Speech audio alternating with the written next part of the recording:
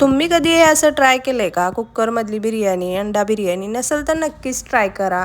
तर इथं बघा मी अंडी उकडून घेऊन त्याची सालं काढली होती आणि त्याला लाल तिखट, हळद, मीठ लावून हे मी फ्राय करून घेतलं होतं आणि एका साईडला मी कुकर ठेवून तेल टाकून घेतलं होतं आणि त्याच्यामध्ये मी खडा मसाला, जिरं, इलायची, दालचिनी वगैरे टाकून वासाचं पान टाकून घेतलं. हे वासाचं पान एवढं छान आहे की याचा वास घरभर पसरतो. हे आमच्या घराच्या मागच होतं, त्याच्यामुळं मी हे टाकून घेतलं.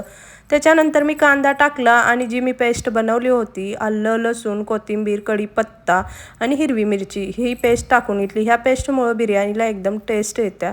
आणि त्याच्यानंतर मी ते परतून घेतलं आणि टमॅटो टाकून घेतला आणि मग हळद, लाल मीठ, तिखट हे सगळं टाकून घेतलं आणि मग दही टाकून घेतलं आणि दही टाकल्यानंतर थोडंसं याला हलवायचं, खालवर करून घ्यायचं आणि मग ते तांदूळ जे आपण 10 मिनटं भिजत ठेवलेले ना, ते तांदूळ टाकून घ्यायचे आणि अंडी फ्राय केलेली होती ना, ते अंडी टाकून घ्यायची.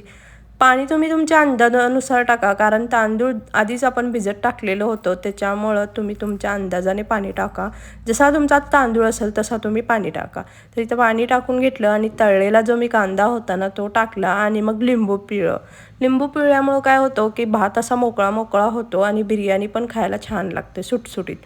तर त्याच्यानंतर मी ढक्कन लावून घेतलं आणि जे मी कोळसा होता ना, तो कोळसा गॅसवर असा परतून घेतला आणि एका वाटीत काढून घेतला आणि बिर्याणी थंड झाल्यानंतर ती वाटी मी त्या कुकरमध्ये ठेवून तूप सोडलं आणि तूप सोडल्यानंतर ते ढक्कन लावून घेतलं. ह्याच्यामुळं काय होतं की बिर्याणी एकदम स्मोकी फ्लेवर येते आणि खायला पण टेस्टी लागते.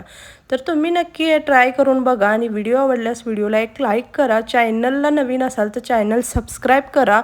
तर पुन्हा भेटू पुढच्या व्हिडिओसोबत. तो पण मस्त रहा. जय महाराष्ट्र.